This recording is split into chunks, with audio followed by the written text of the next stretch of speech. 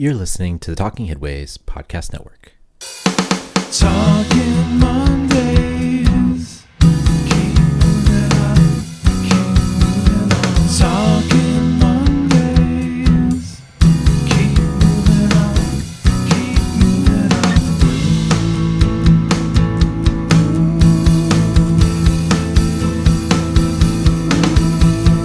Talking Mondays. Keep moving on. Keep moving on.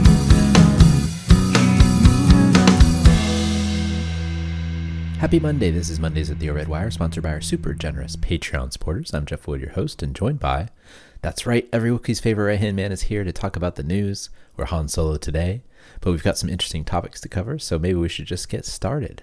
Before we get started, though, I do want to say that this Thursday, I got some interesting news for you all. This Thursday, I'm going to be hosting Spurs Trivia Night. And so if you're in the Bay Area and would love to come and answer some transit trivia, go on over to Spur on Thursday night. It's transit month, and so we'll be promoting that.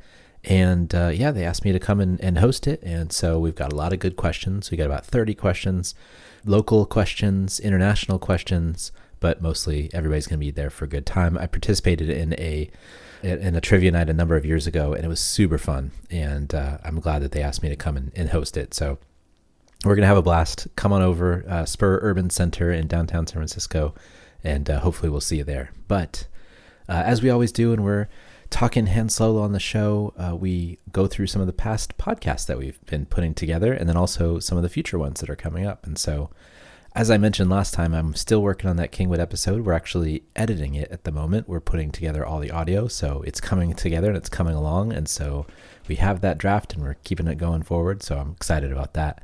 I can't believe we have a script, but we do. Also, this last week on Talking Heatwaves, I should say, Daniel Wartell London was on the show, and he talked about his book, The Menace of Prosperity, and it was a really great book, and I hope everybody gets a chance to read this one.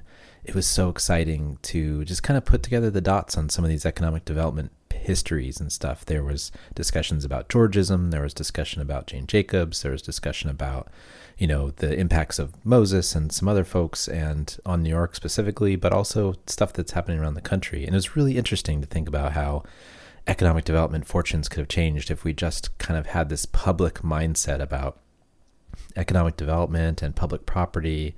And instead of privatization, we went a little bit more public with things and tried to use the city as a business. And what we mean by that specifically, and we talk about this in the show, but all the time now we talk about operating cities as a business. It means like you're supposed to be tightening your belt, or you're supposed to be, have some austerity involved. But back then, if you're talking about it, you were actually talking about ways in which you could use the value of the city to create income streams to pay for public services and things like that. So lots of really interesting differences down the line. But I highly recommend that folks go check this book out.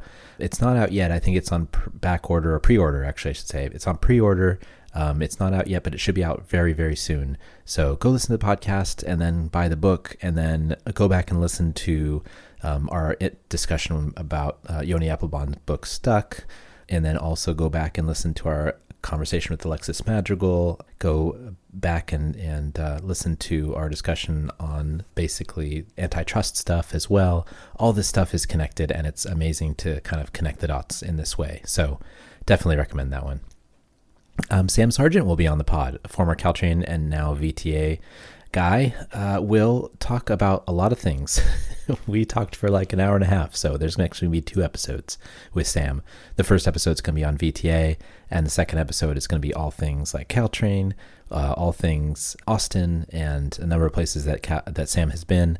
He talks about his role in trying to get rid of the diesel multiple units that Caltrain had. They sent him off to Lima, Peru, and so interesting stuff there. Really great to talk with Sam. He was live in the studio, and so it was great to have him here at the studio to talk about that stuff. Former FHWA Deputy Secretary Andrew Rogers also had a discussion with him recently. He comes on to talk about the next reauthorization bill and what his organization Mars is doing to promote technology and the use of new technology specifically in trying to promote safety as part of the overall Safe Systems Pyramid program. But it was a really interesting discussion, and I hope folks get a chance to listen because it comes at a different angle than I think a lot of us think of things. Next week, or this week, I'm actually reading Adele Houghton and Carlos Castillo Salgado's book, Architectural Epidemiology. I don't know why I said that funny, but I did. They're coming on to talk about that book.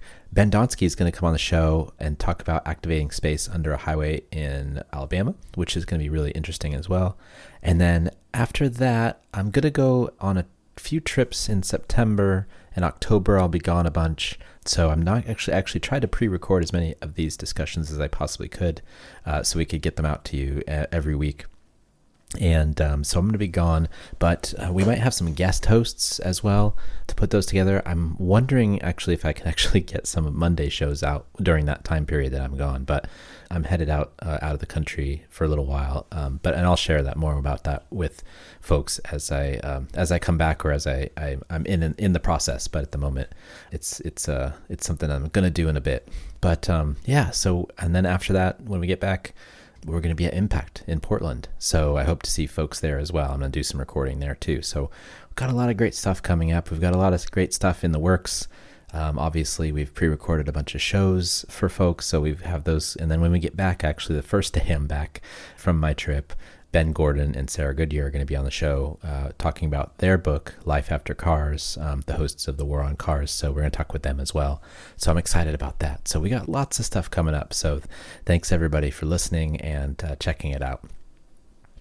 Thanks to everybody who's ordered Buster Bike scarves. I really appreciate it. We sent them to Australia. We sent them to Canada. I hope that the tariffs don't get me at some point trying to get some of these scarves out. But yeah, thanks everybody. It's getting to be fall again soon, so they're going to be coming back in fashion. I've got bike scarves. I got bus scarves. I got lightweight bike scarves for those who live in hotter areas of the country that don't really need the heavy knit scarves. But the heavy knit scarves are really helpful in the wintertime, I must say. And as we always note as well, we really thank everybody for supporting the show, whether that's on Patreon, patreon.com/theoverheadwire, buying books off the bookshop site. You can also support the show by going to our store and searching and ordering any book you want on the bookshop site, bookshop.org/shop/theoverheadwire. Folks have been ordering Cars Are Cholesterol t-shirts and merch, stickers and things. So we really appreciate that. TeePublic, bit.ly/Cars Are Cholesterol. And thanks again to Richard Wazensky, who designed our wonderful Cars Are Cholesterol logo. You can find him on Instagram at Dick David Sketches. And we strongly suggest folks sign up for the newsletter. This is the way that I do a lot of this work. In addition to the Patreon and some advertising and things like that, the newsletter is really what we do to put together a job for me for the most part. So if you want to become a subscriber to the newsletter, you can do so by going to theoverheadwire.com. I really do appreciate that. It's just really great. We've had some really awesome subscribers recently, and I'm really excited to keep on doing that and putting it together. We also, part of that is just like this archive we've created of over 100,000 items over the last 10 to 13 years. We started doing this in basically putting it online anyways. We started the newsletter 20 years ago, basically in 2006. And, but we started putting it online in 2013 where we archived all the articles we posted. And so it's been 12 years. Yeah, 12 years. And so we have all that up there. And if you become a premium subscriber, you get access to all that. They're labeled by topic and by city. So we have over 13,000 tags and 100,000 items. So that's part of being a subscriber to the newsletter. You get every day, you get new news, and then you can go back and look and check out what there's been before in the same topic areas that you really like and enjoy. Okay. Thanks everybody for listening. Now let's get to the show you're waiting for. This is episode 178. We're live and in session. I must say, if I sound a little different, it's because I'm leaning back in my chair and I have my microphone in front of my face instead of sitting up. And it's because I tweaked my back a little bit this morning. I was coughing because I was sick last week with the no fun COVID. So still recovering from that. That's no fun. I hope that folks are still getting their vaccinations. I know it's a weird time for all that discussion right now with what's going on at the federal level, but hope people can get their vaccinations and stay safe and wear your masks if you need to. But Yeah, it's no fun. It's no fun at all to get this. So I got COVID.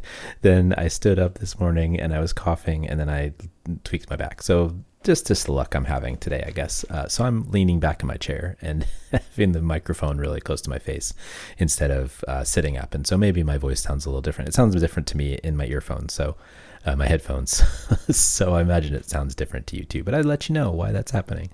Before we get to the show, I want to let folks know that they can get this podcast and Talking Headways wherever you find your podcasts, including iHeartRadio, Spotify, Overcast, Pocket Casts, and of course, Apple Podcasts.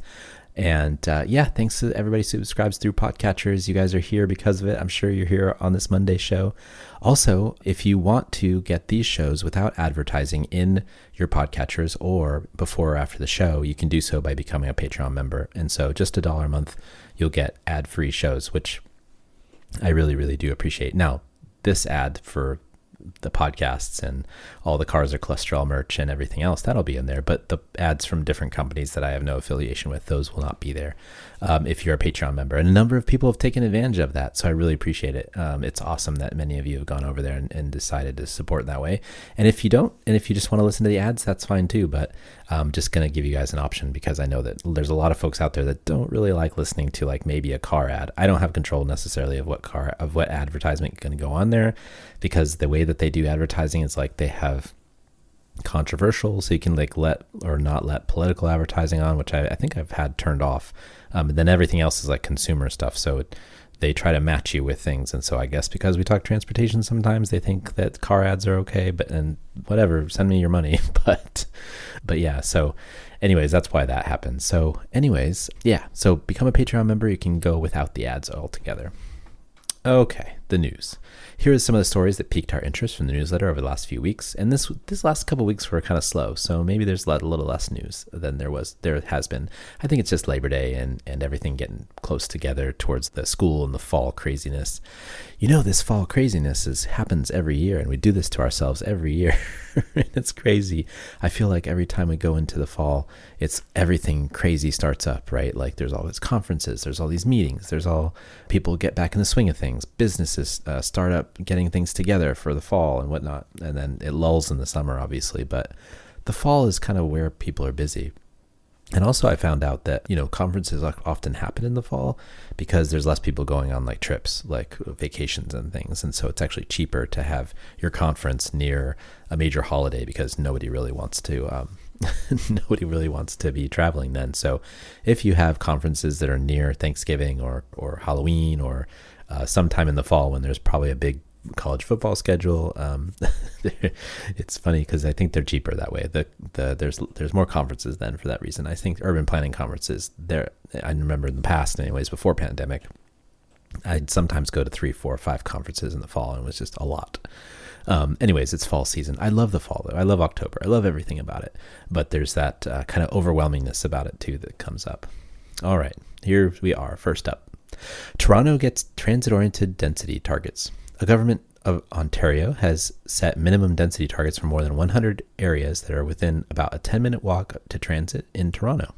The city will plan to meet targets including 200 residents and jobs per hectare for designated areas near subways. And I think it's like 200 per hectare is I think like 80 units per acre or something like that. It's a fair amount. And if I got that wrong, I apologize, but I think I did that math before.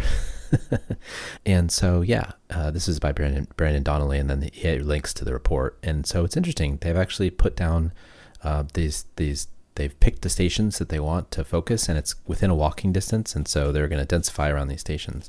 So it's interesting to contrast this actually with what's going on here in California with SB 79, which is the TOD bill that Scott Wiener is pushing through to upzone near transit, and they've done it in Toronto, but here in California, it's getting whittled down and whittled down and whittled down, which it's okay. That's fine. If it gets past even whittled down, it's going to be better than nothing. But at some point, we're going to have to build more housing and more businesses near transit. And so I know he's been trying to do that for a number of years. We keep trying every year, SB 50, et cetera, et cetera. And it keeps on kind of getting rejected. We've done things in the past to make it easier, but we're getting closer. So hopefully that happens. Germantown provides model for rural connectivity. Edelen, Germany, was recently named the smartest city in the world in the Institute of Electrical and Electronics Engineers Smartest City Contest. Edelen has 3 public touchscreens, so residents without smartphones can access digital services.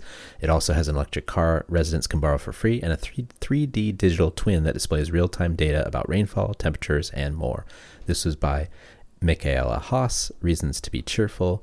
So this is interesting because what they did was, during the pandemic, they were quoted a price for putting fiber to every place in the city. And the city's not very big. It's like a couple thousand people or something. And they decided that together they were going to do it. And they're going to put it together and they're going to have fiber to everywhere. And so the community actually built it. The country, Germany, offered money and they turned it down because they thought it would be too expensive for the match. And then they ended up doing themselves for much, much cheaper. And so they connected the whole city with fiber. I think one of their goals was like every barn is going to get fiber optic network. And so it was really cool to see this city come together. And now they're doing all these really cool things with it. Their city manager was once, I think, a tech executive of some sort. And so they had a little bit of a leg up because he understood what the deal was and what was happening.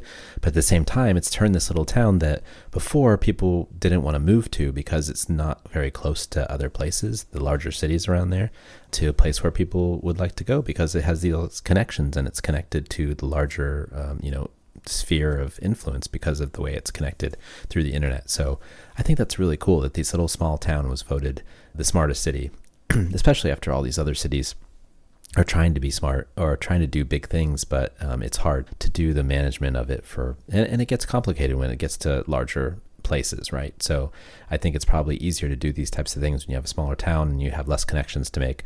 When all the connections get bigger and bigger, it gets more complex. And I think some of the smart cities like Songdo in South Korea and others have found that out, that when it gets to be more and more and more, it gets more and more complex.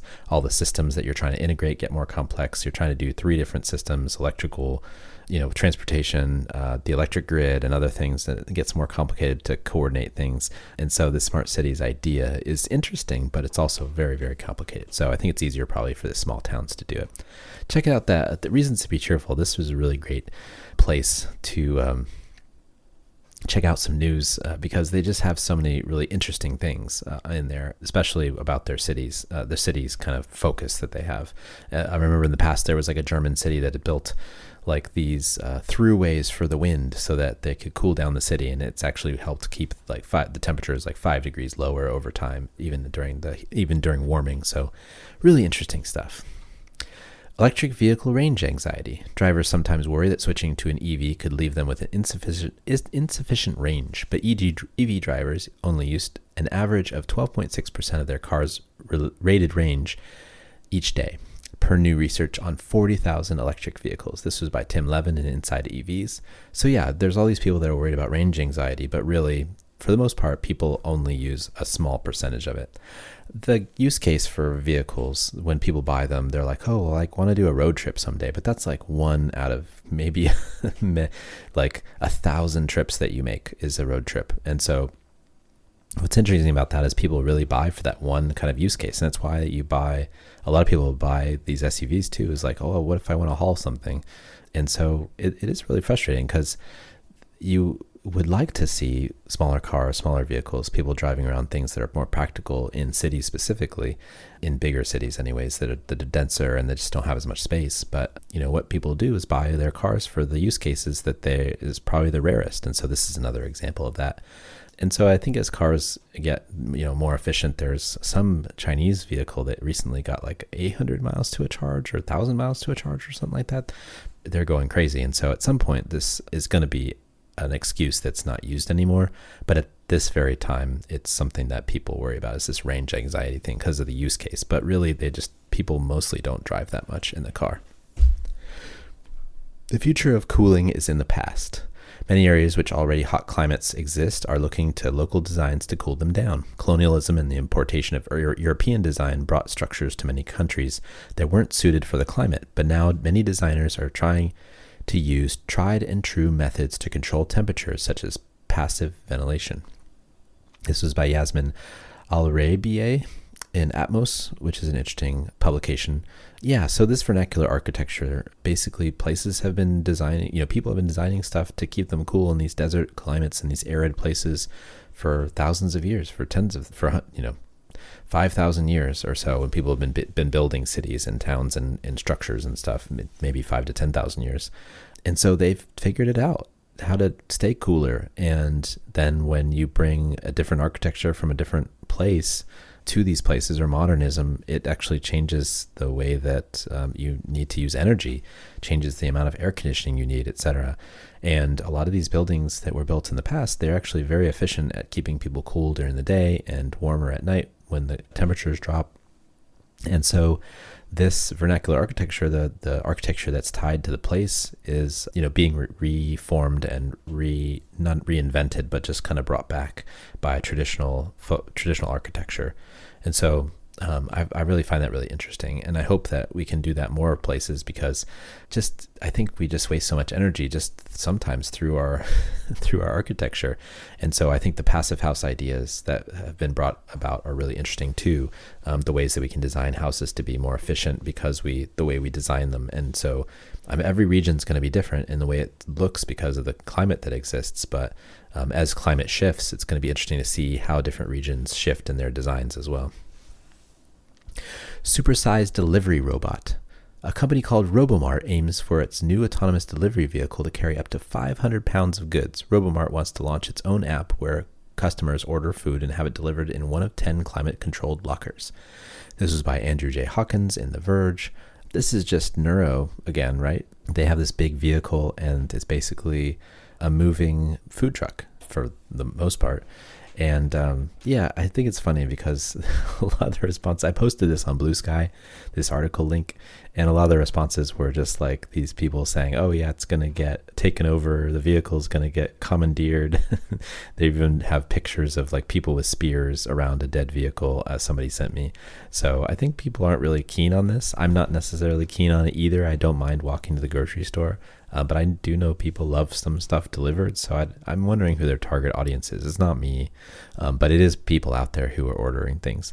Honestly, the whole ordering thing, I just don't understand. I don't understand people ordering so much on DoorDash or whatever else. Like, I always walk to the store, and I guess maybe I have extra time to do things, or I want to get out of the house at the end of the day when we do order food, which is like only once a week maybe, but I also like to go and talk to the folks who are running the establishments. Like, I feel like I've made at least first name basis or friendships with some of the folks who are at the fast food places or the restaurants that we go to where we pick up stuff.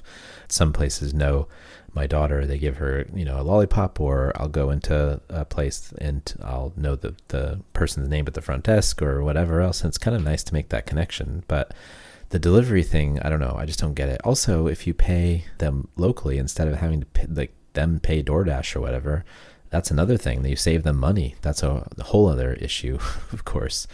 These businesses are spending so much because basically the DoorDashes of the world are taking like 20 to 30% of something of their tickets. And so that's really frustrating, I think, for restaurateurs as well. So I imagine this is another thing where they're just trying to skim off the top of this transaction that already exists, or maybe they'll sell it to a grocery store and the grocery store use it or something like that. But I don't know. I just don't see the whole, thing about getting your burrito delivered. Just go to the store and get it. Supersized, supporters repaint Orlando Rainbow Crosswalk. The crosswalk is located in front of the Pulse nightclub, where 49 people were killed in a 2016 shooting. Earlier this month, Florida transportation officials repainted the sidewalk in the middle of the night. Since then, supporters have filled the sidewalk with rainbow chalk and then repainted it, prompting the transportation department to paint over the rainbow again in black and white. The site has also seen local police guards to keep the changes from happening. Yeah, this is, and I know that, David and Wes talked about this on their show, and basically, I'll reiterate what they said is there's no real proof that this hurts safety, the colors on the sidewalks, and really it's just a political move. And that's what it is. In all honesty, it's one of those things where they don't like a certain type of person, They don't like, people in the administration. And so they're trying to get rid of them in any way possible. And this is one of the ways. And this is one of the worst ones because you're getting rid of the memory of a massacre at a nightclub where many people were killed because they were gay. And so this is really frustrating. And I hope, I think there's some other cities, Fort Lauderdale is one of them, that are pushing back on this in Florida. But really, FDOT has really no standing in terms of safety to do this. It's all about politics, and it's all about anti-wokeness or whatever it is these days that people are talking about. So there's no reason to get rid of the crosswalks. It's just cruelty is the point. Robots build house frames in Pacific Palisades. A microfactory is enabling robots to build home frames on site in the Palisades. Compared to the traditional process, structuring paneling can be completed 10 times faster and 80 times more cheaply. The company behind the technology aims to build 1,000 homes for wildfire victims over the next 3 years. This was by Kennedy Zak and Los Angeles Business Journal. So this is really cool. So you hear about prefab housing all the time, but you don't necessarily hear about them doing it locally. And so what they did is they built these fabrication shops in the Palisades where they're building these walls and stuff. And so you build it on site and then you put it up on site. And so it gets put together locally, which is really interesting compared to previous prefab, which is you build all the places off site somewhere maybe far away and then you have to bring it in on a big truck. But here you build it locally and then you pull it over to the site and then you put it up. And I think that's a really interesting change in what things have been before. I'm not quite sure how efficient it is or, whether it is going to be something that is a new kind of type that we'll see in 50 years become interestingly wanted, like a Richard Neutra architecture or something like that, a Frank Lloyd Wright or something along those lines. But we'll see what happens. But it's good to get these homes built faster. But it's not necessarily I think a lot of these folks are thinking, especially in the press, think that this is the solution to the housing crisis or something. It's not. It's just a faster way of building. It's not really necessarily going to get the permitting to go faster or get the approvals to do more units on a parcel. But it is interesting from a standpoint of trying to get homes built, especially in a place that's been ravaged by the wildfires. African Union endorses a new map. The African Union is calling for the use of the Mercator map projection to end in order to show the continent's true size. Africa's actual size compared to more northern countries has long been misrepresented as smaller due to the way the projection displays them. Members are suggesting using the Equal Earth map developed in 2017 by cartographer Tom Patterson, which displays countries at their actual size compared to others. This was by Ayana Archie in NPR. Yeah, so the Mercator projection really does distort things. If you look at the actual size of, I have a couple of globes in my office here, and if you actually look at the size of Africa, it's a huge continent. And I don't think people actually realize how big it is compared to others. People think Russia is huge, for example, and Russia is actually not as big as you'd think it would be, especially from what you've been shown on maps in classrooms and stuff. But it makes sense that they would try to advocate for changing the idea of using the Mercator projection because it does distort at the north and south poles and keeps the center of the globe, what we deem the center anyways, a little bit more distorted. And so I think that's just really interesting, especially from a map making perspective. Okay, bonus items. We got a couple of these and then we're ready to go. So I'm going to go fast through these. The Fair Share Amendment in Massachusetts put a tax on millionaires in the state. At the time, the opposition stated it would lead to a mass exodus of rich people. However, this year the tax will raise $3 billion for education and transportation. This was in Commonwealth Beacon. One of the interesting things that we talked about Daniel Wortel London about was this idea that, having more rich people and having more businesses isn't necessarily the best economic development strategy. One of the things that the book talks about is basically the city was, instead of using its own land to create profits through housing or whatever, it sold the land and then taxed other people's profits. And what this did was made the city dependent on the rich or people with wealth to bring back revenue. And so in order to build more infrastructure, you tried to create a situation where you're increasing property values because increasing property values increase property tax. And so you have this whole cycle that is subject to boom and bust. And so this is just kind of another way of seeing that in this way. You basically have all these billionaires and millionaires in the state of Massachusetts, which were created by businesses, interests and help from the state, obviously through transportation and other things, and so they tax them. But the best way might not be that way. In this instance, it probably is just the only way to do it and the only way that's palatable politically. But if you would have gone back in time, you might not have done it this way, which is really interesting to think about. But I thought this was interesting that they were able to raise $3 billion from millionaires. And it also shows that they're not really running away, even if they're getting taxed. To keep construction noises and dust at bay, a Chinese company has created a 215,000 square foot inflatable construction dome that also rises 16 stories in the air.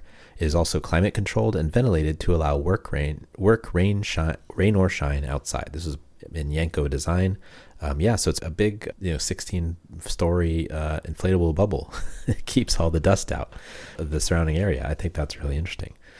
New research shows that fast chargers are creating more air pollution from small particulates. Researchers believe that the increases from how chargers were constructed with cooling fans circulating fine dust particles back into the air. This was by Electrive.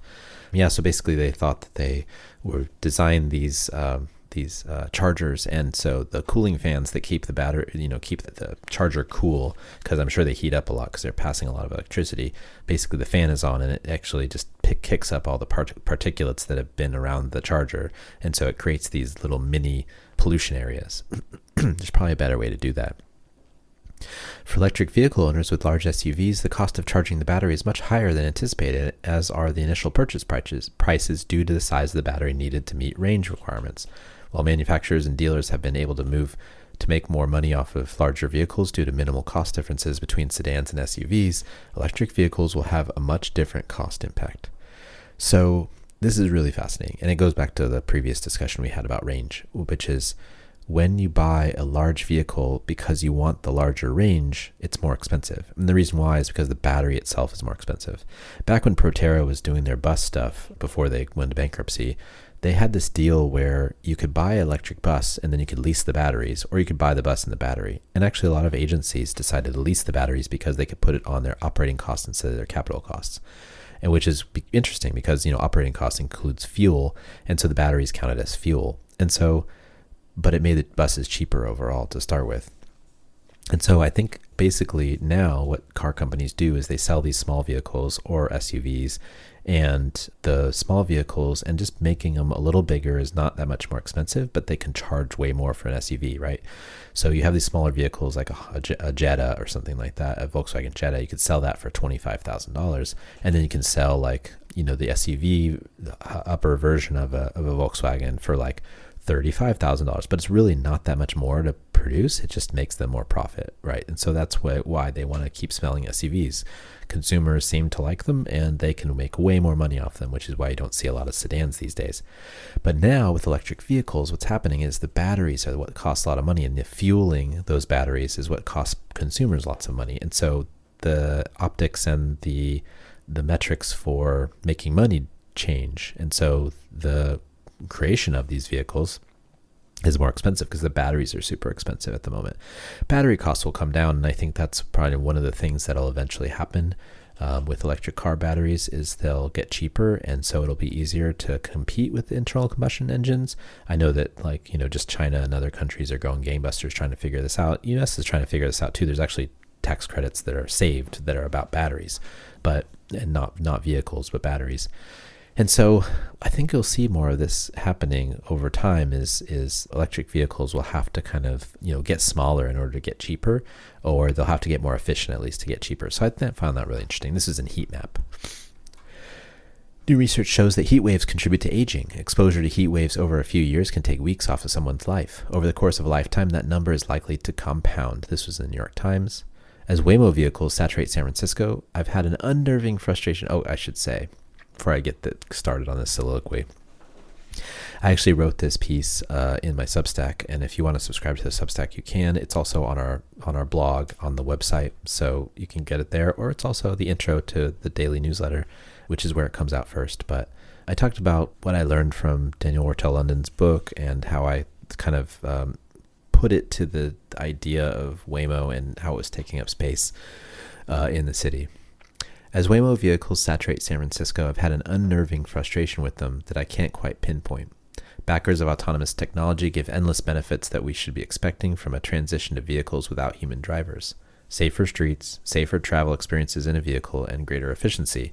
Though, as Peter Norton notes, we're never quite sure when these benefits, what we've been promised, will actually materialize, and we certainly are unaware of the unknown future externalities. I wonder if I'm just frustrated because cities have a limited amount of space to move around and we just give it away, often for free. Imagine these vehicles running around with 0 people in them, using up precious urban space while blocking public modes of transportation with many people, or urban delivery trucks with packages that represent trips not taken. We already complain when cars have 1 occupant and take up 200 square feet, whether parked or in the road. Just as we underprice parking, perhaps we underprice the valuable urban real estate of roadways. It seems like we might end up making the same mistakes that were made with real estate property, which is spending public money on infrastructure to create private value.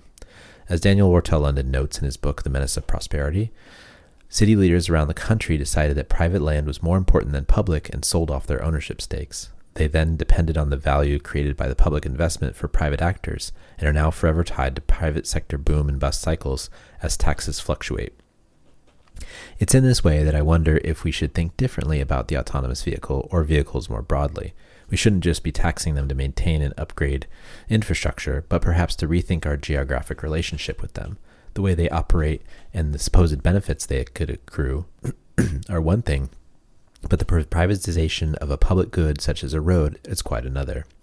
I'm already frustrated by the language surrounding the future of autonomous technology, and you can actually see the cogs turning in some technologists' heads around how they will have to compete with these pesky pedestrians and other vehicles for public street space as if they owned it.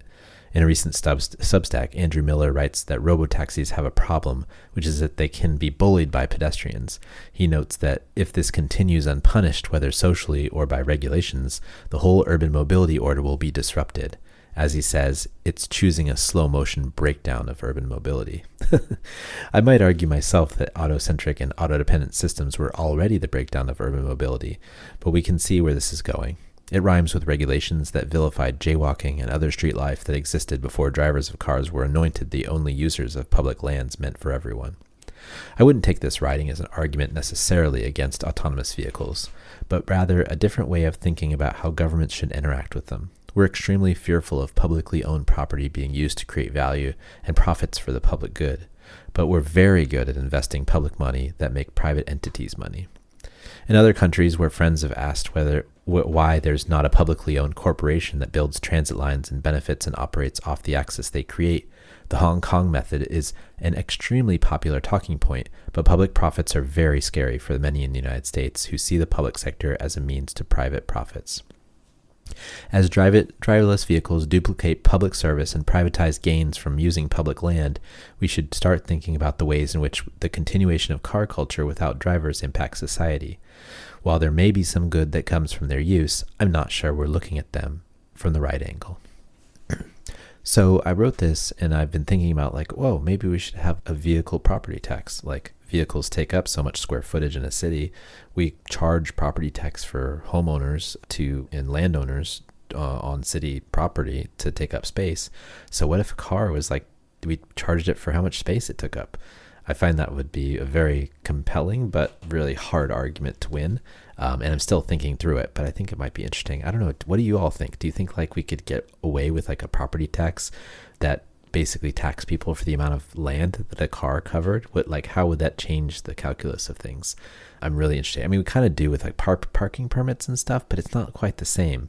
And so the thing about Daniel's book is that, he looked at property taxes as somewhat of a negative thing because of the boom and bust cycles and the way that we try to goose real estate to get more property value, which increases the hardship on renters and things like that.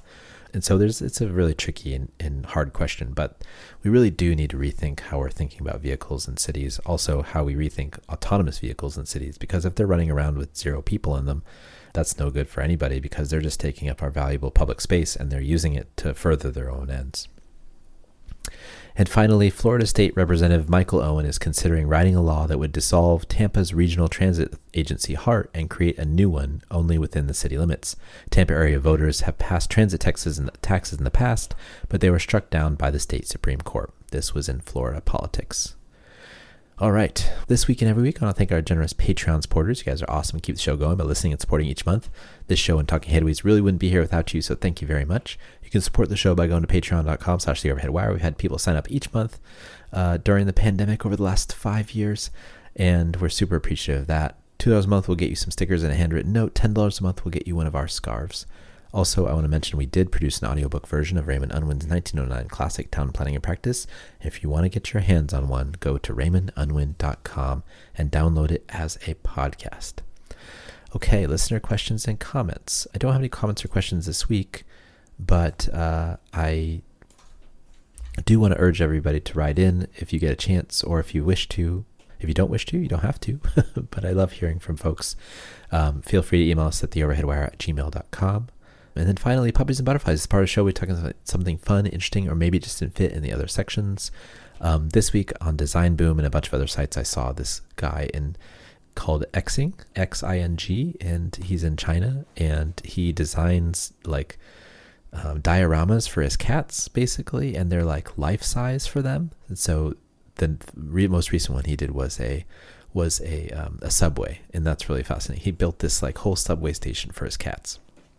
And it's like half size. It's not even like super small. It's pretty big, actually. So it's on YouTube. It's really interesting to see. So I hope folks check that out. And also, I just want to remind folks. I mentioned this at the beginning of the show, but I'm going to be out of pocket for a bit. I'll be doing the newsletter, and I'll still be working and stuff, but I'll be taken up as I go on a bit of a trip.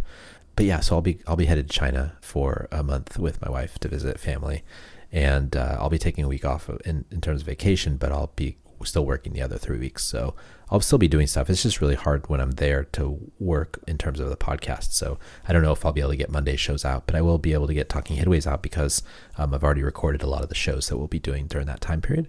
Yeah, so I hope folks enjoy the shows that are coming out at that time. And also when we get back, hopefully we'll have some guest shows, and then we'll have the Kingwood shows coming out, the ones I've been talking about for a long time. So lots of really great stuff still coming. I'm just going to be kind of out of pocket, but feel free to write emails. Feel free to connect with me however you can, and we'll still be doing some shows and things while we're gone. Yeah, so you can find me on Blue Sky, Mastodon, LinkedIn, Instagram, sometimes Threads, Substack, YouTube, and of course at my website and in your inbox every morning if you sign up for the newsletter. And I'm on Flickr at Transit Nerds. Everything else is at The Overhead Wire. Thanks for joining us at Mondays at The Overhead Wire. Thanks for joining to our generous Patrons for supporting this week's podcast. We really appreciate it. We really appreciate all of our listeners. Thanks for listening, and we'll see you next time. Talk